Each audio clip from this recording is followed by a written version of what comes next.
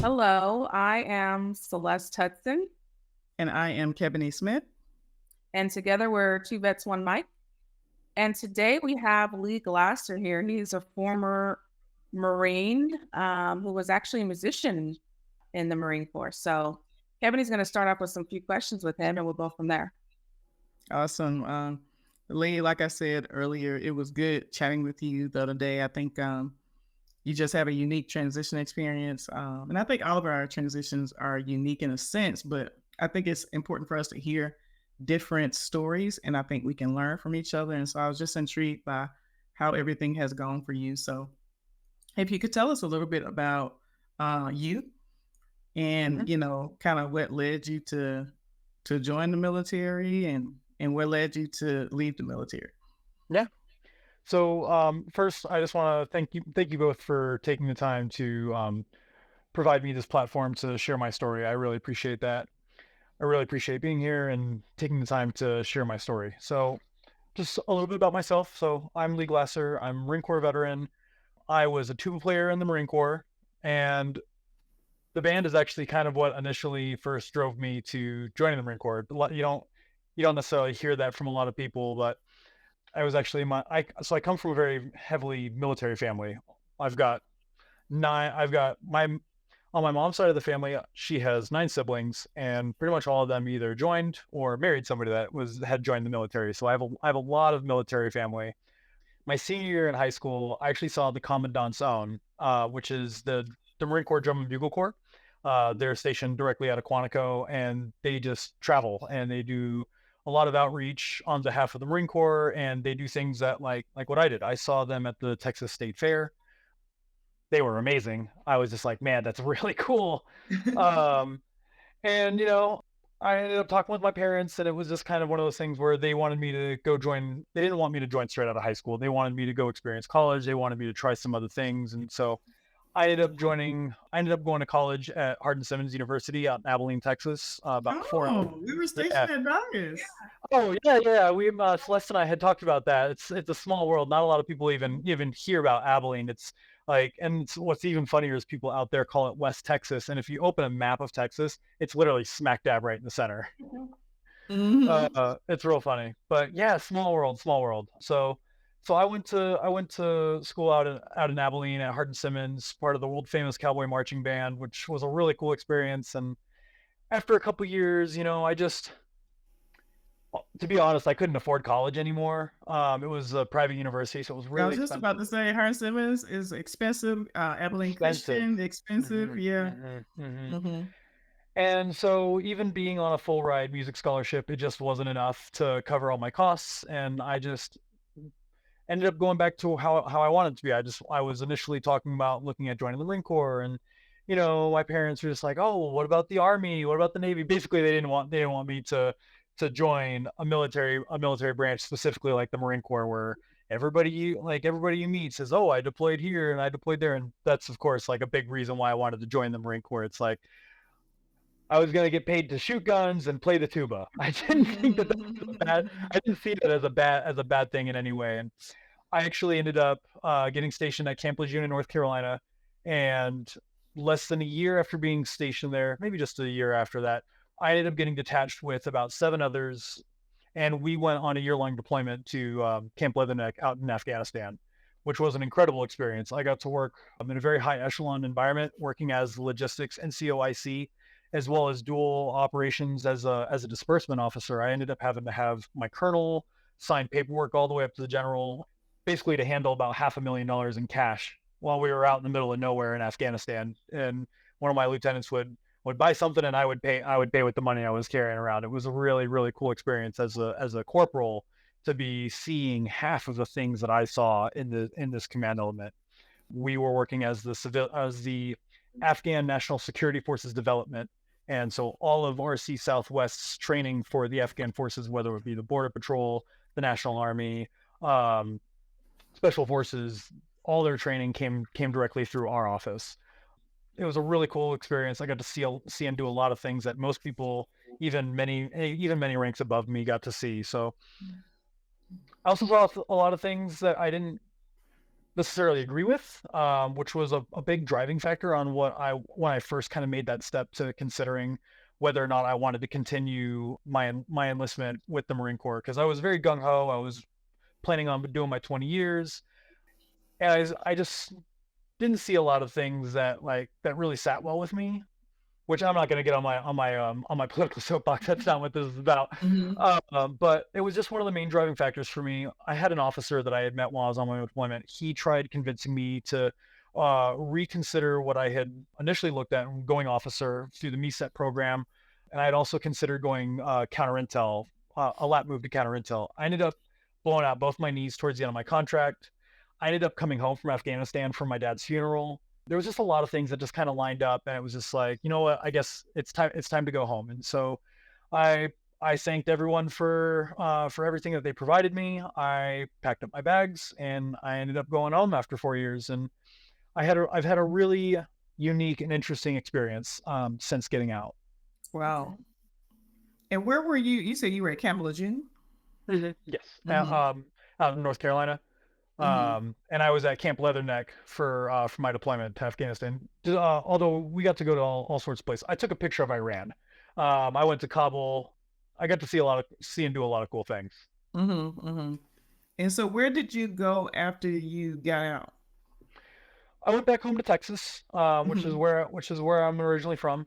I decided to go home, try and take care of my widowed mother. Wanted to go out and pursue possibly finishing my bachelor's degree. I just wanted to go do and see different things. And Mm-hmm. so, I went home. I ended up about 2 months before I got out of the Marine Corps. I already had a job lined up, working as an assistant manager for a startup. It was a really cool experience working at this organization that had tens of millions of dollars behind it. There was some pretty big players that were operating as the owners. The chief executive officer and the VP of operations were both very heavily seasoned individuals in the entertainment sector, and so I got to really see and do a lot of new cool things. It was really interesting working in a startup environment, and I ended up sticking around with that for a few years before I started to go back to school. And once I started going back to school, I wanted to, of course, just try and find something a little closer to home. I was driving an hour to Dallas for work, and I ended up moving into retail banking as an operations specialist, working for Chase Bank. And so a lot of my time ended up building off of a lot of what I learned in the Marine Corps, of course, which was based off of risk management, project management, and a bunch of other different things where I was basically managing all risk factors, and internal auditing, which was a fantastic experience as I built on that. And so I got to work for a startup. I got to work as an operations specialist for one of the biggest financial institutions in the world. And then I ended up leaving my cushy role at a bank to go start my own business 4 months before COVID happened, which was Oh. which of course was in of its own self was its own learning experience. It was very difficult. We stuck it out as long as we could, and I ended up so a lot of veterans, they don't really find their stride um until a little bit after getting out. I got out of the Marine Corps and I hit the ground running. I had a job lined up.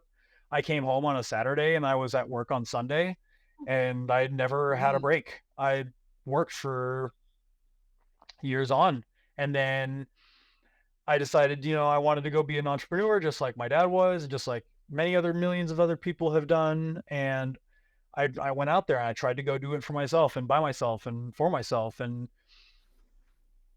when you're dealing with all of the onslaught of regulatory changes that occurred with COVID-19, it was a dancing game. I felt like I was tap dancing through hula hoops on fire. It was crazy. Like, I spent years building my business plan, trying to determine like when I was going to do this, how I was going to do things, and all of it was for naught. Nothing mattered because everything completely changed within months. So I did the best that I could. I remained. I tried to take what the Marine Corps, of course, taught me, where you adapt and overcome, and it just ended up becoming unsustainable. Unfortunately, I ended up deciding to bite the bullet and close shop, and I decided to use my GI Bill again to try and finally go back and finish my bachelor's degree, which is where a lot of my issues, of course, kind of started. This is actually the first time, this is actually a really cathartic experience for me because I haven't really had the chance to even talk to people about this, let alone like process a lot. Mhm. I'm still processing grief. I lost something that was really important to me. I put my heart and my soul into starting my own business, and I failed. I felt like a failure. I felt like a lot of things. I can't begin to tell you how much of the burden that I shouldered with that. Like this, I couldn't help but think, maybe had I done this better, maybe we wouldn't have failed. Or I saw some of these other businesses that started like after I had, and they were doing okay. And I just saw a lot of things that made me question who I was as an individual.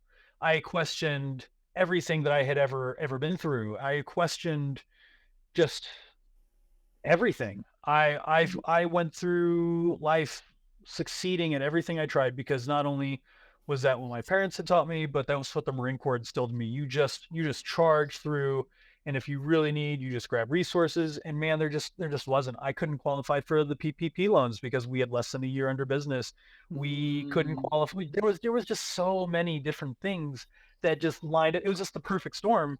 And I just sat there, and it doesn't matter that I'm watching multi-million dollar organizations declare bankruptcy and shut down and do all this other kind of stuff. I'm just sitting here questioning myself and why Mhm. I didn't do better. And it was really difficult. And that was where the beginning of my struggle started. And I hadn't even really identified it yet because it's like, I'm just going to go back to school. I'm going to finish my bachelor's degree. I'm watching all these people. I'm watching thousands and thousands of people get furloughed from COVID regulations from the organizations. I'm seeing people on unemployment. I'm seeing all sorts of different stuff. It's like I don't qualify for unemployment. I don't I don't I don't think I'm going to be able to go out and get a job when everybody's literally getting laid off and or fired. It's like I was just looking at this really awful situation like, shit, what am I going to go do? Right.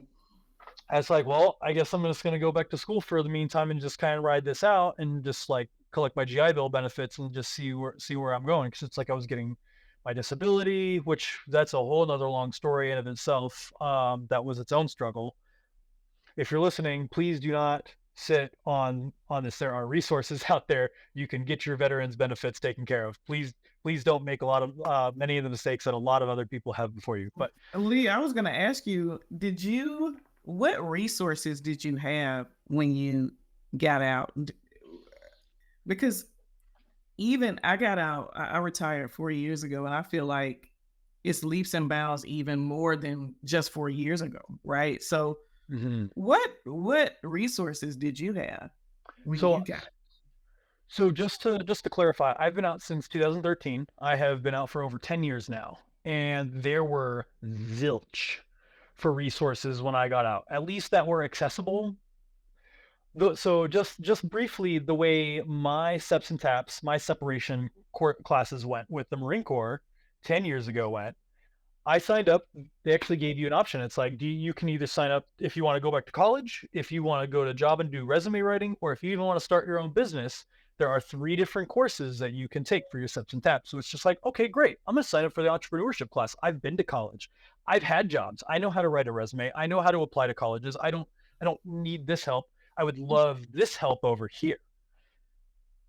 I go to show up to my SEPs and TAPs class, and I'm told by whatever administrator is helping like coordinate sending people where they go. It's like, hey, I'm here for the entrepreneurship class. It's like, oh, sorry, that was canceled. We've ended up just putting everybody into a college application and resume writing class. It's just like, Yeah. Sounds about right. okay, Hmm. like no email, no phone call. Just I show up ready to take notes, and I'm excited to learn some new stuff. And they're just like, yeah, Hmm. nah. That was my Steps and Taps experience, and it wasn't a great one either. The individual that was teaching the resume writing did not do a great job. I will give them also the benefit of the doubt. It was a huge class. You had 3 different group. It turns out only me and 2 other people had signed up for the entrepreneurship class, which was specifically why it got ganked. So unfair, yes, but you roll with it. Like I said, I had a job lined up. It's like I knew with about 6 months left on my contract, I knew I was getting out, and so I already had started the ball rolling on looking at job applications, and whether or not I was going to go back to school and whatnot. And I ended up, like I said, I had this job. Like I had the job offer 2 months before I got out. About 3-4 months before I got out, I was already doing my application process. I was going through my interview process. This was like we're here doing podcasts virtually, and like I was doing probably one of the very first Skype interviews with somebody like halfway across the country. And this was so early back when like Skype was even really being used. I think Skype came out like 2000, 2009, 2010. So like I almost right forgot when I about Skype. yeah, so like right when like or maybe whatever. That's neither here nor there. So Skype's not very new. It's only been out for a few years at this point, and the guy Mhm. that's doing my interview is much older, and he's really struggling with the technicality of it. So I'm sitting here like vocally with him. I can hear him, but I can't see him because he can't figure out how to get Skype working. And it was a really, really, really interesting experience to say the least. But love that man to death. He ended up being one of my first mentors when I got out. He was my direct boss. He was the one that ended up being the VP of operations for the organization. I actually got to work with a couple other veterans as well, and but they'd been out for a while. And my boss Tom, he really took me under his wing. He worked with a lot of veterans in the 40 years of experience that he had, and he was able to really help me translate my Marine Corps experience. Because I still had a fade. I got out. Like I may have been rocking a little bit of an extra long haircut in the Marine Corps, but I still had to abide by regulations with that fade. And I mean, I came to work, and like half of my employees are like high school kids, half my employees are older than me. It was a really, really unique experience. And he really took the time to help me translate my communication skills to be able to have people of all these different walks understand me. Because I know I was a very, we'll just say, abrasive individual. Yeah. I can be gruff. I can be a little rough around the edges with my communication, and so he really helped me refine that and learn how to translate that so that I could help people understand me a little bit better. I wasn't speaking to Marines. I was speaking to civilians and high school kids and college kids and adults who wanted respect, who weren't expecting. It's just like, oh yeah, you're this and that. You're my superior, so like it's okay for you to just tell me to get this done. No, people need cordiality. People need respect. People need a different level. There's a different modicum of respect in the civilian world versus the military world. Mhm. Um, and Tom really helped me with that, which I'm incredibly thankful for, and I'll never forget. Which was fantastic. It was definitely pivotal to my transition and getting out of the Marine Corps. But like I said, I didn't. While I had for the most part, a very smooth transition, I've met so many people who they get out, and whether they're struggling to figure out where they want to go with their lives, they want to figure out if they're going to school, they're figuring out connecting with people. It's tough. It's tough for a lot of people, and that's something that I think we all connect on, is just that lonesomeness. Because like I was going to work, I was going to the gym, I was coming home, I was taking care of my mom, and like that was it, rinse and repeat. And it's lonely. You don't have that camaraderie. You're not staying in a barracks with hundreds, thousands of other Marines, drinking buddies, your battle buddies, whoever, just somebody you play video games with, somebody you go to the beach with, somebody that just comes and knocks on your door, or just anything like that. There's just a missing piece of the camaraderie that the easiest way for me to explain this is, I detached from my unit when I went to Afghanistan, and I pretty much knew nobody. Like I had like a dozen people in my office, and when you're getting corralled with like 300 people across the globe, like there's just so many people, and I pretty much know nobody. But it doesn't matter. It doesn't matter because I get off that C-130. The first thing I did was find a smoke pit because I need a cigarette, and I'm surrounded by a dozen other Marines who I know will take a bullet for me or dive on a grenade if I really need if I needed to. There's no question. There was no question to it. There was like, And it doesn't even matter if Lance Corporal Schmuckatelli over here, who you don't get along with, it doesn't matter when it comes down to it being downrange. It doesn't matter when it comes down to mission accomplishment. You know, these people, even the people you don't like, have your back. Right. And that's a very, very, very, very different perspective in the civilian world. That is a very, it's culture shock is what it is. That's the best way to put it. There's a culture shock that's not understood when you make that transition. And like I said, I had a life before I joined the Marine Corps. I didn't join the Marine Corps straight out of high school like many people do. And so you don't know anything else. I at the very least had an understanding of what the real world was like to a certain extent. It's been a very, very unique perspective, and I'm currently not currently. I'm on the med now. I'm feeling much better. I'm looking at getting lined up for a new role. I'm nearly finished with my bachelor's degree. Things are finally getting better for me, but they weren't for a long time. And I didn't have that struggle until recently, which was really hard for me because I thought, everything's working out. I'm doing everything right. And then just kind of everything changed. Everything went away, and nobody could have prepared for what was the fallout of COVID-19 and the regulatory enactments that kind of came along with it. There was just nobody could have planned for that. I think you hit on something that was really good though. Yes, Lee. please, sorry for talking so You much. talked about like coming back, and I think in the military, it's like almost an instant sense of community, especially when you're overseas. Even coming from overseas back to stateside was a culture shock, right? Because I felt like everybody was just so close overseas. You come back stateside on the weekend, everybody scatters, Mhm. but overseas it was different. And I think transitioning back to civilian life is not as easy to integrate into even the community that you were once grew up in is not as easy, right? Mhm. Because it's almost like everybody's moved on. Yeah. Even, it's like those core friends maybe you had in high school or college, Mhm. you've been gone for 4 years, 8 years, 12 years, what have Mhm. you. It's like, they've moved on and you created another community.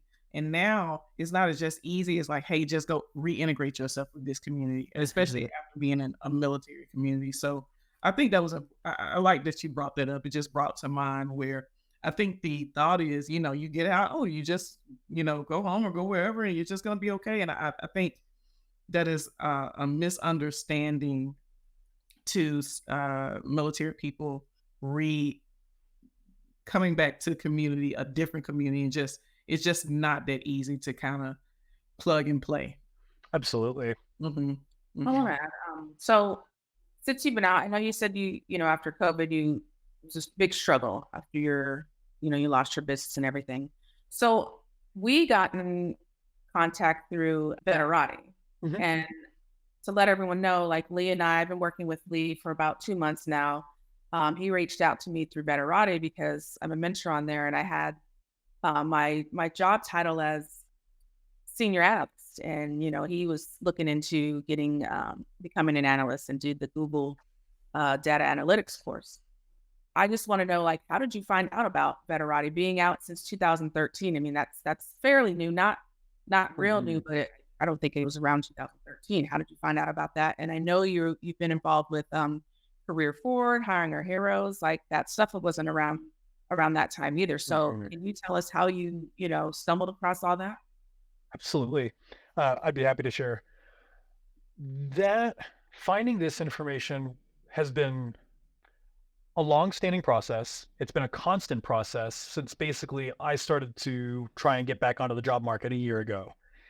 And some of this information is much easier to find than others, but this information is out there, but it's not highly televised. And I've kind of found all of this information by getting involved in one thing at a time, one thing further at a time, because it's like you get involved with one program. And they're like, hey, what about this program? Have you checked them out? It's like, no, I haven't heard of that yet. And then you get involved with this one. And it's kind of like this this snowball effect where you eventually find all these different resources that exist. And you're just like, I had no idea any of this existed. Hmm. Because like I had so like I live near a USAA hub, And of course, I've been a longtime member of USAA. They've always been known as a top military employer. And so I've been trying to get a job with USAA for years now at this point. And I was just kind of going through their website. It's like, man, it's like, why can't I even get a call back from these guys? It's like, I'm a Marine Corps veteran. I'm a longtime customer. It's like, surely they want to at least have a conversation with me. And so I'm going through their website, and they've got a frequently asked questions page dedicated specifically for like the job, like those that are on the job hunt.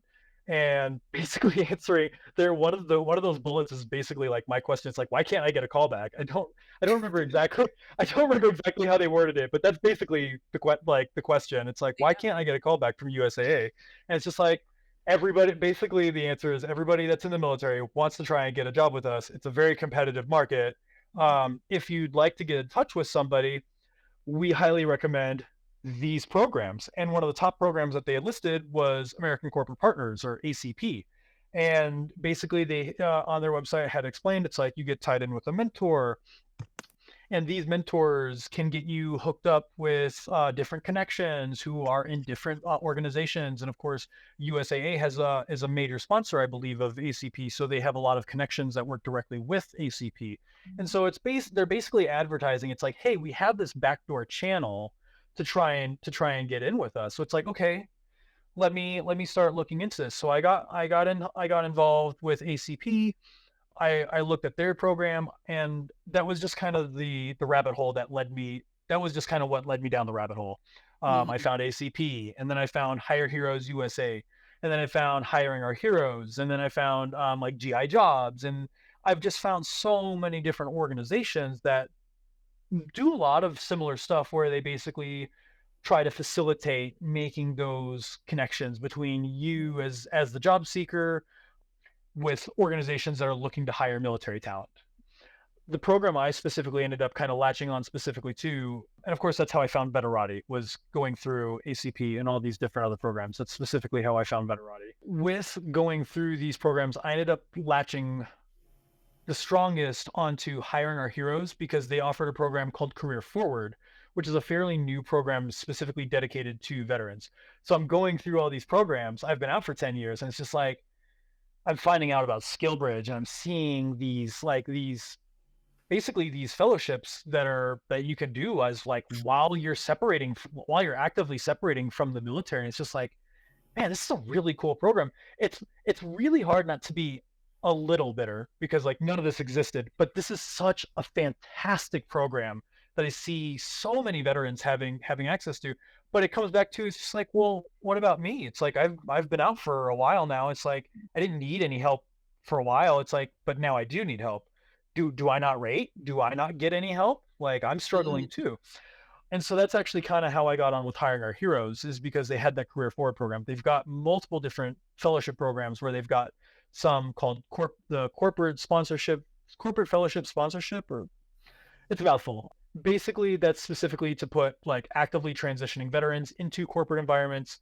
There's a military spouse program, but the Career Forward one is specifically for veterans. And anybody, like including spouses, including veterans, can participate in the Career Forward. But what that enabled you to do, and they're very similar to Act Now Education, where they facilitate an onward to opportunity, where they facilitate training and paid for education into different areas of certifications so that you can work on transitioning. So that's what I was looking at doing. I was very middleman. My career had been very middle management, customer experience, customer service, front of house facing kind of role. And I didn't want to keep doing that. I was trying to look towards transitioning my skills into just into a different role. I wanted to see what was available for me. And as I was looking into it, it's like everybody tells you, it's like, oh, you're a military veteran, you should just go do project management. And yes, a lot of veterans can do project management, but that was not but project management is already to a certain extent a little bit of what I had already been doing, and I was not necessarily interested in Mhm. transitioning laterally directly into that. And so they gave you the opportunity with all these Google career certificates with user experience, marketing, and so on and so forth. And I ended up sticking to the data analytics because it utilized a lot what I already knew. I already went through KPI analysis. I already went through all this math and science and all this information that is necessary to figuring out a puzzle. You have a business problem where it's just like, why are sales down? Or how do we improve market segment? There's just a whole bunch of different questions that are open-ended, and basically it's just a puzzle to answer.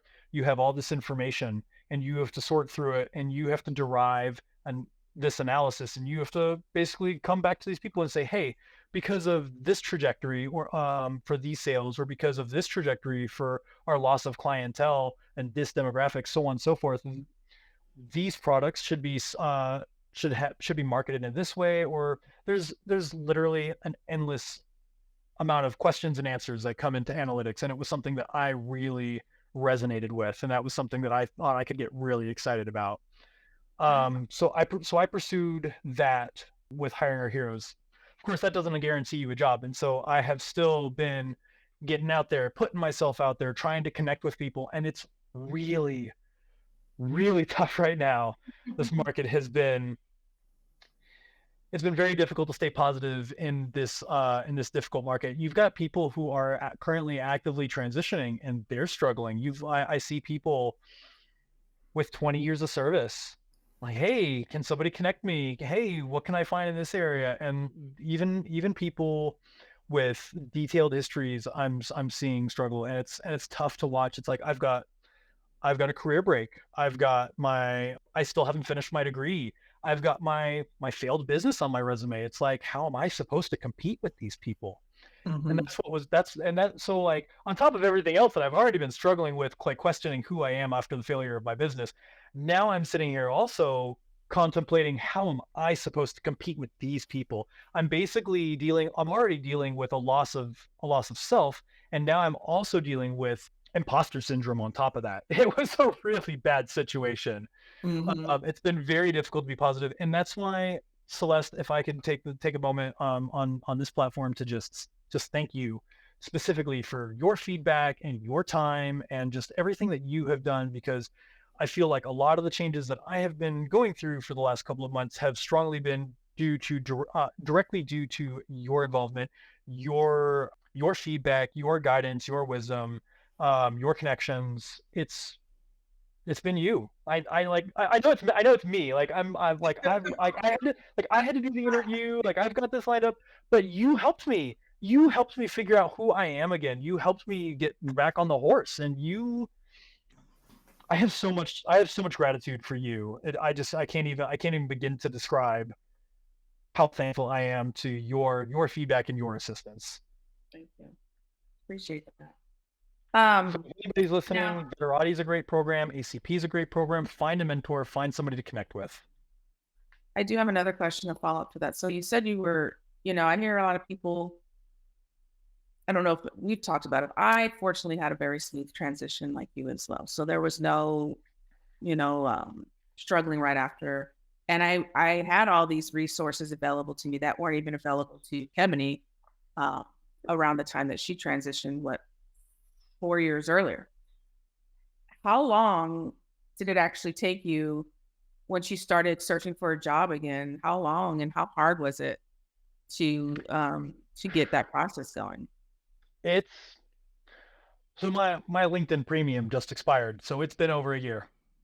Okay. I had that military membership where you get a free year of LinkedIn, and mine just expired this past week. So it has been over a year that I have been actively on the job hunt, and it has been crippling in more ways than one, whether it be financially, emotionally, spiritually, you name it. Like, I had to cash out my 401k. I had to cash out all my investments. I'm starting over.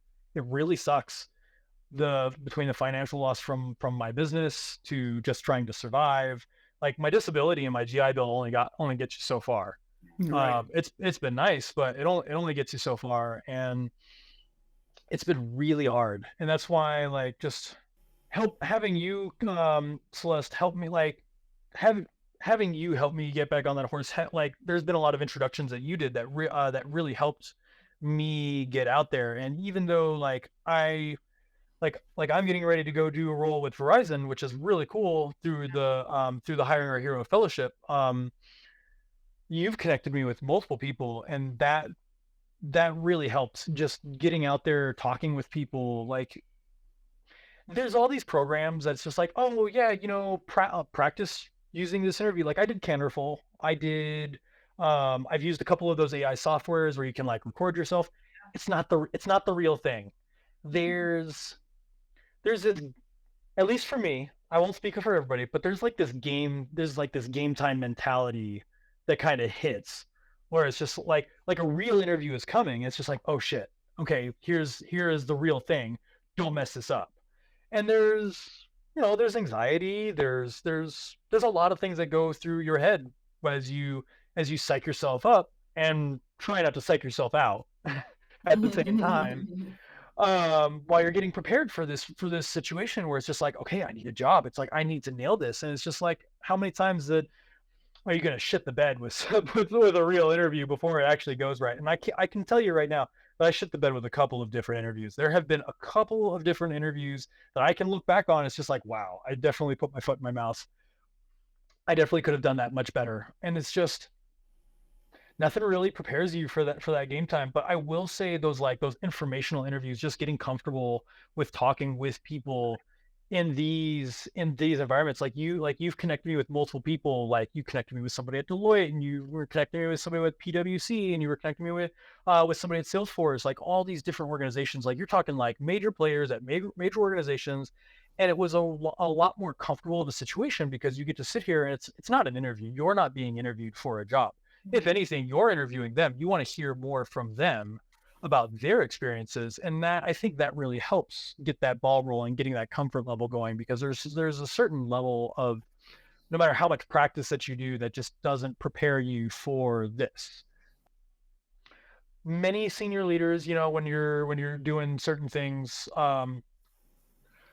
operating via telecommunication channels across Afghanistan back to stateside. Like, sure, there's a certain level of that, but I also think there's a certain level of rapport that's inherent in the military that's not necessarily there in the civilian world. Like, we in the military, it's like, hey, we're on a business call, we're doing this, we're doing that. But when you're out there, when it comes down to it, transitioning to the civilian world, you are advocating for yourself for every phone call and every interview that you do. You are the one that are speaking on behalf of yourself. And there's a much different aura that's involved with that conversation, I think, to a certain extent. There's a different, it is tangibly different. The conversation is uniquely different in its own way, even if you're having the same conversation that you're already used to, because you don't have the Marine Corps, but you don't have that camaraderie. You don't have that military backing you up. Sure, you may be meeting another military veteran, but who knows? Maybe they've been out for 10 years. Yeah. Maybe they just got out. Maybe who knows what the situation is. And this person, you may have just, they may have just called you out of the blue, and you have no idea whether or not they're a veteran that may want to advocate on your behalf or not. So you have to you basically have to be on at all times. Yeah, And that's taxing for a lot of people. it is. Another question I have, networking. So you have a job offer, or you're going to do a fellowship or internship, right? Paid internship with Verizon. Mm-hmm. And how did you get connected with that? Was that through Career Forward, or was that through one of those networking sites? It's to be honest, it's actually a little bit of a mix of both. So 50 Strong was hosting an event that I attended that I met Verizon at.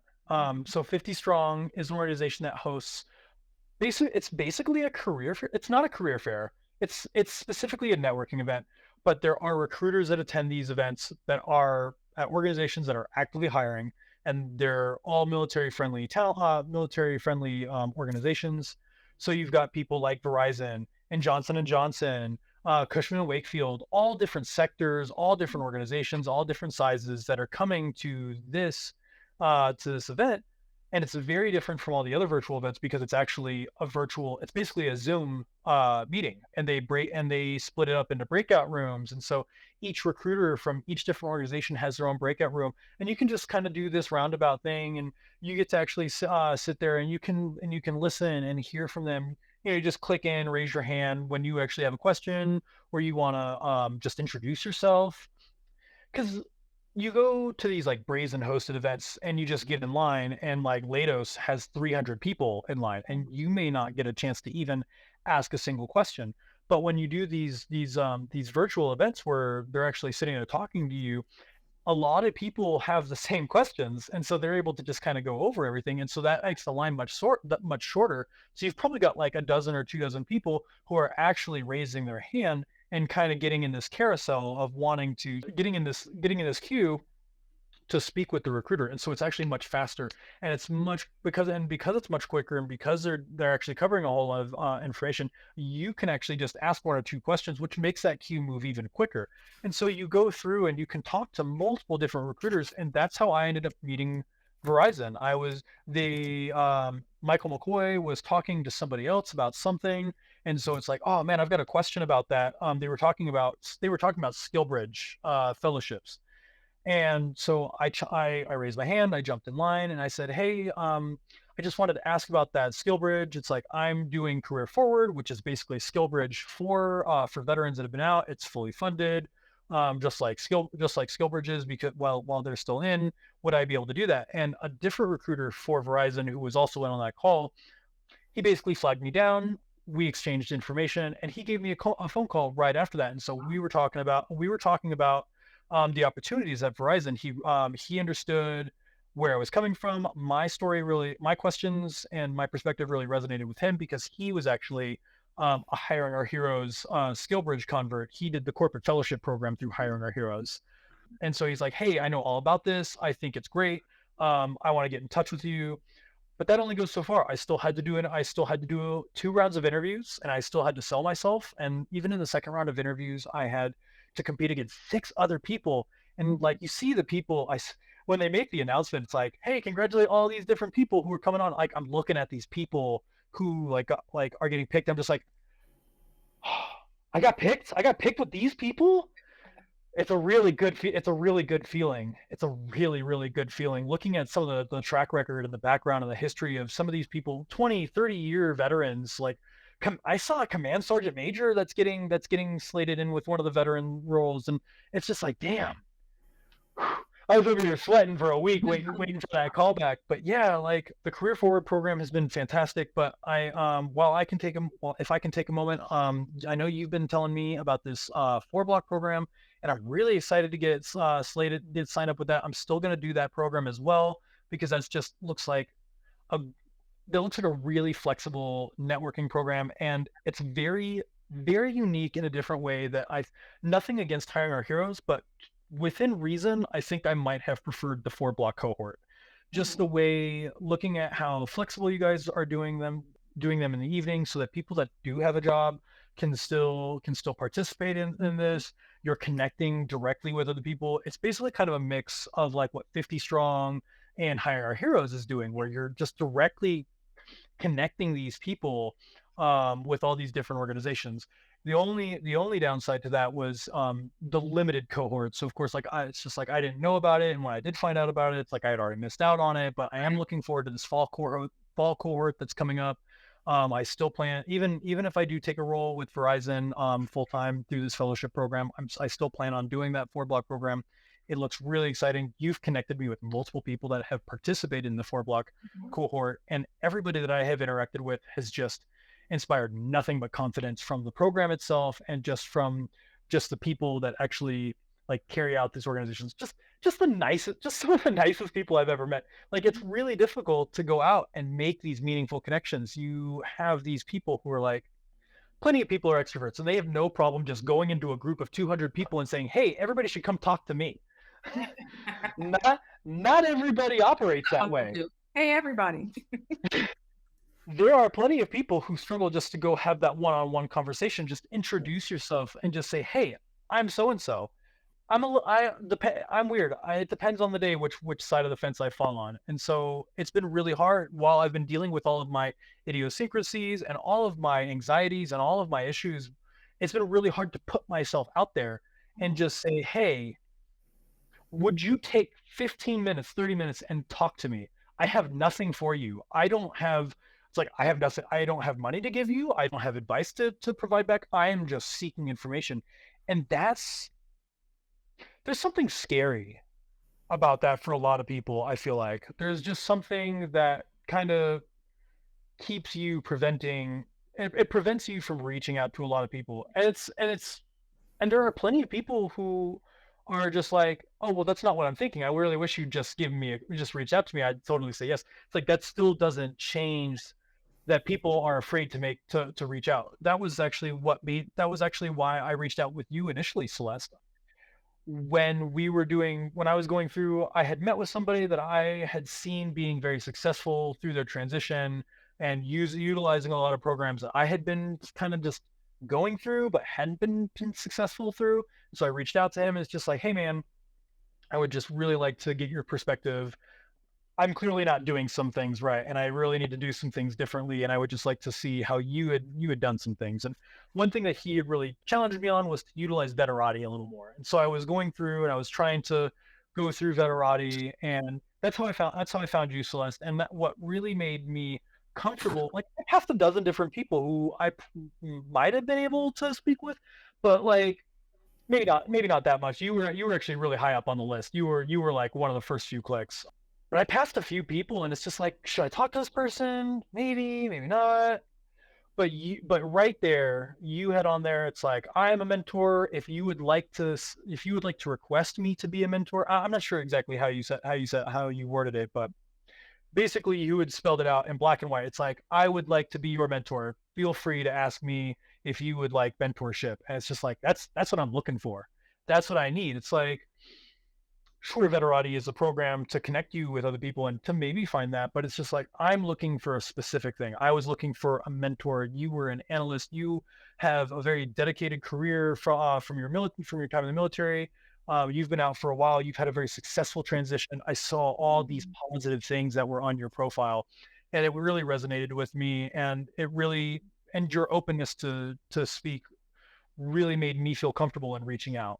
And I thought we had a really good conversation. I felt like our meeting went very smoothly. I thought I mean, right off the bat, you had so much actionable information that I hadn't heard before.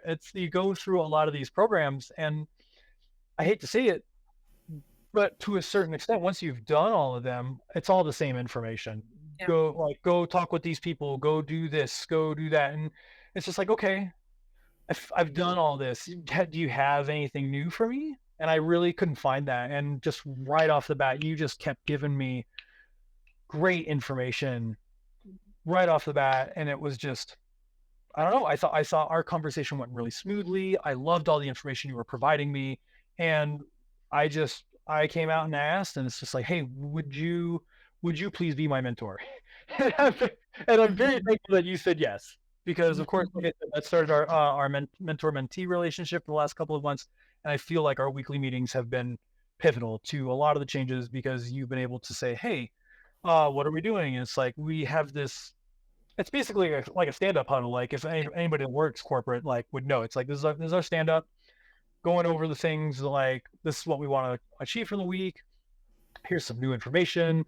Here's what I think you could have done better, so on and so forth. And it was fantastic. It was totally different, totally unique to how I had been navigating my experience. And I've been connected directly with multiple like program managers and mentors and this and that. Like I've talked with countless numbers of people. I've heard a lot of the same information parroted. That's why it was so fantastic to going on three different quarters of a lot of the same different information to finally hearing something fresh, hearing something new. It was just like, yes, this is it. This is it. And I feel like since I've talked with like all the different 4 block people that you've put me in touch with, it's just constantly that. It's just like, hey, I challenge you to do this. Hey, like just there's a certain level of like understanding like what you've been going through, listening and going back and forth on how each other have achieved things to get to where they are and identifying like how you could do that differently. Yeah. I know our time's getting short, but you Sorry. had mentioned something to me about no, about something that you've been thinking of doing for a very long time. I don't want to tell everything about it because it's your product that you're working on, but can you talk a little bit about that? So yes, I would love to talk about that. I would like to start a program, not a program. I would like to start a new social media that is going to be dedicated towards connecting veterans with other veterans. Mhm. I aim to start the VFW 2.0. Okay. There is going to be, so I talked a little bit about my experience and how, even though I had a pretty smooth transition, I still dealt with loneliness. I still dealt with a lack of camaraderie. And regardless if you had a good or a bad transition, the number one thing in the 10 years that I've been out, I've met a lot of veterans. The number one thing that I have met from pretty much, I have heard from pretty much everybody that I've met is that camaraderie that is missing. There's just this key element. It's like, oh yeah, man, I definitely don't don't miss the suck, but I sure do miss the camaraderie of it. And that's just a commonality from every single veteran. And there have been so many different veteran organizations out there. Like when I went to the University of North Texas, they've got a veteran student organization. It's not really utilized very well. There's the VFW, which is not only a brick and mortar and can't travel to you, but is a bar. And how many of us are dealing with alcohol issues?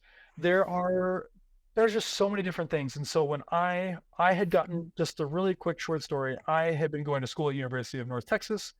I was sitting in a history class with like between 100 and 200 people. I had met an Army cat that I was just sitting next to pretty much the whole semester. Real good dude. And when we got towards the end of the semester, almost the entire semester, he's like, "Hey man, have you met this other guy? He's a Marine as well."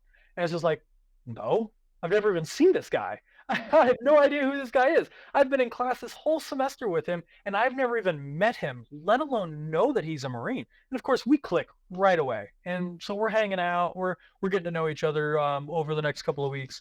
And he told me a story that really resonated with me, which is actually the start of all of this. He ended up going to a football game. He's a 24-year-old dude. He's trying to get the college experience. He's going to go watch a college football game. And so he goes to the game. He's sitting in the stadium, and he ends up having to leave because he basically has a panic attack because that's how alone he feels. He is surrounded Mm. by thousands of people in a stadium doing a normal college student thing, and he had to leave because that's how alone he felt. He's literally left, right, back, front, center. There's people surrounding him, and it felt like the walls are closing in while also feeling alone. He just was drowning. And I know exactly what that feels like. I know exactly what it feels like to be surrounded by people and you just have nobody. You just have nobody there for you, nobody to rely on. Like, sure, you can call up your battle buddies that like you had when you were stationed with, but what happens if you didn't move, if like you didn't move right off base? You're not in the area anymore. I Right. went, I went back to Texas. I was in the DFW Metroplex and I knew nobody. I could have called somebody, but I didn't have somebody to lean on. I didn't have somebody to go spend time with, and it was really difficult. And what I am trying, I've been sitting on this for 10 years, and I just haven't known how to move forward. So if I finally talked with some people, I finally have the courage to try and get this going, but it's going to be an app, it's going to be a web space, it's going to be an online program that's going to be dedicated to connecting veterans with other veterans locally in their area, as well as providing a slew of other resources. And I'm currently in the process of trying to figure out what my routes are, what avenues I have available, because my number one goal is I'd like to try and find a tech partner. I'd like to find a co-founder that is as passionate about helping veterans as I am about this, because something that really hits home for me is how many veterans, unfortunately, of course, I don't want to like end on a sour note, but like this, unfortunately, like we've always heard 22 veterans a day, 22 veterans a day, 22 veterans a day, but unfortunately, the statistics have actually been updated, and it's actually now 44 a day. It's an absolute travesty. I have met so many veterans that have just absolutely struggled with their transition. I hear about it less and less now that we have all these different programs, but even guys that have gotten out, that's just the number one thing. You just don't have those veterans in that community, that camaraderie, that local area. And that's what I'm trying to do is I'm trying to find, I have a great idea that's going to facilitate that. And I'm hoping that this will combat a lot of the mental health issues that we're struggling with because we're dealing with our loneliness, because we're dealing with feeling like we have nobody to talk to, and because we feel like there's nobody that relates to us. We're surrounded by civilians who just don't understand what it was like to take a picture of Iran. You don't understand what it's like to be out on a convoy and trying to sleep in your truck and hearing gunfire waking you up. I mean, No, there's no.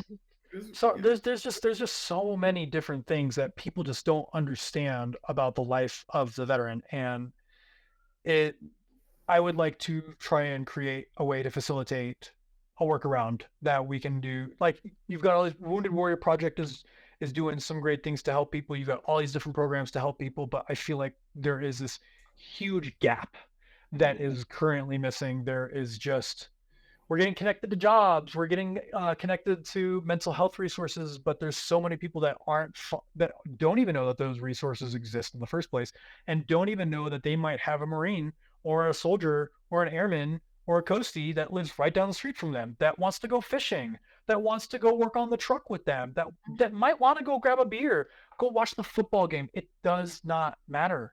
There's just so many different things. We all come from so many different walks of life, but the one thing that we have in common is that we miss the camaraderie, we miss the trust. We are feeling very alone. Those of us that are married, those of us that have families, those of us that even have best friends, it doesn't matter. There is a level of loneliness that veterans deal with that nobody feels comfortable talking about, that I'm hoping that we don't even really have to talk about. If you don't want to, you can just find somebody that wants to spend time with you. So if anybody is listening, if this resonates with you, if you want to chat about it, I'd love to talk about it. But if you're a techie, if you are a programmer, if you understand app development, web design, that's or at least knows how to delegate a team of that.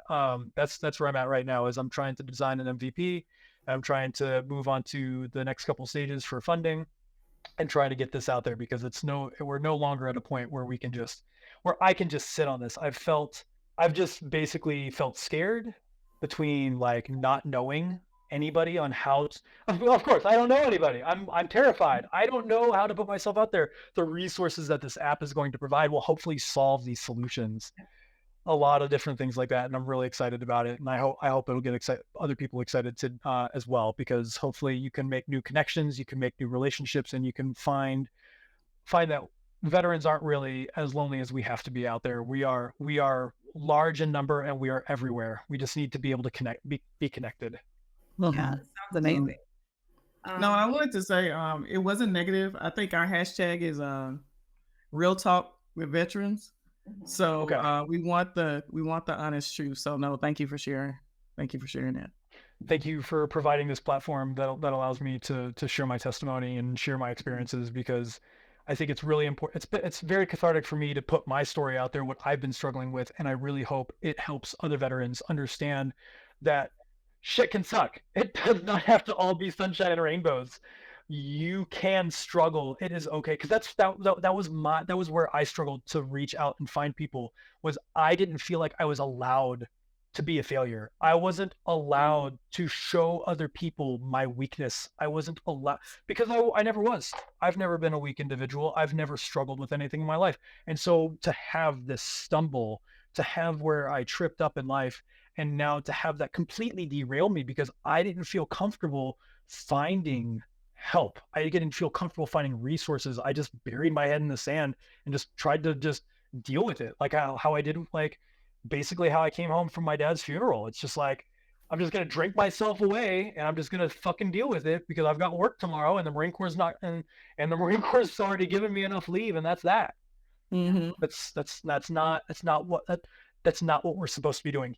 The Marine Corps, the military, they teach us to be robots. They teach us to compartmentalize. That's one thing I've talked about with my counselors before. It's like, compartmentalization is great. Like inside my head, it feels like I've got all these files neatly organized and put away. It's like this little trauma right here that I dealt with, put away and filed for later to go over. But when you finally deal with that trauma that breaks you, it feels like this entire filing cabinet is now strewn across the floor, and I've had a very difficult time putting these files away. And that's why it's really difficult, and that's why it's really important that we get it out there, that you don't have to put it out there. You don't have to jump on a podcast and say, I'm struggling with depression. You can just go out there and find somebody that wants to hear your problems, that wants to help you with your problems, because they're dealing with problems too. I think there's a spotlight that makes it really yucky. Like, it's like, oh no, I'm dealing with shit. I don't want the spotlight on me. I don't want people to know how poorly I'm doing, because that was really it. I was doing well. I was on the up and up. I was doing well for myself, and I just fell flat on my face, and I had way too much pride in myself, and I just felt way too embarrassed, and I felt way too alone to be able to just be like, hey, I need help from somebody, anybody. And then when I finally did reach out to help from somebody, I didn't get it. And I was just like, oh, okay, I'm alone. That's Mhm. where I'm at right now. Mm-hmm. It was Thank you. really difficult. Yeah. And so that of course prolonged my healing. That of course prolonged my journey back on track. And it's taken me seeing a counselor. It's taken me like investing a lot in myself. But of course, like I said, I have a lot to thank you about, Celeste. Thank you for Celeste, and I really mean that, because a lot of my change has been this last quarter, because you've helped me been able to navigate figuring out who I am again. Even with seeing a counselor, like talking with counselors, talking with people, like there's just something about going out there and doing it and just putting yourself back out there that nothing quite helps. You can do the work, you can talk with people, but you really helped put me back into a position where I could feel like myself again. And I thank you so much for that. I really appreciate you being so open, so transparent, candid. It's a lot to say a lot of the stuff that you did, talking about mental health and that, you calling yourself a failure. It's a lot to deal with, a lot to say, and then especially to share it with everyone. So I really do appreciate that. Mm-hmm. Kevin, do you have any final questions? Anything to close with? No, thank you. I think this really how can I put it, encapsulates, if that's the word I'm looking for, the spirit of this podcast, right? Real talk with veterans, letting veterans come in and tell their story, and it just varies so much. It can be good, it can be bad. We want all of it because all of our experiences are unique. So I echo Celeste's sentiments. Thank you for just being candid and transparent, and I think you're going to help a lot of people. And we got to get your information to link once we go live to link, so people can kind of contact you. There might be some techies out there or what Yeah. have you that want to link. So we'll have to put your information. But no, Yeah, just a absolutely. huge thank you is all I have. No, thank you, ladies. I really appreciate you offering the opportunity for me to offering me the opportunity to come onto your platform and talk about my story, my background, and the good and the bad. It's it's Mm-hmm. it's very, very important. That's why I really thank you for this opportunity, because it's more me thanking you, because you are giving me the opportunity to share my story and to be able to put this out there. And I think it's so important that this is talked about, because while it is starting to be talked about, like I don't think enough people, like, everybody's kind of where I was at. I don't feel comfortable coming forward and talking about my issues. I think it's important for people like me to come forward onto platforms like yours and talk about when it is really bad, because it's important for us to be there for each other and to understand that this actually does happen and real life does occur, and that it's Mm-hmm. okay. It is okay. Mm-hmm. It is okay to not be okay. Right. Okay. All right. Well, that's all we have for today for Two Vets, One Mic. Join us Thank you, next. lady. Yeah. You're welcome. Thanks, Lee. Bye. Yeah.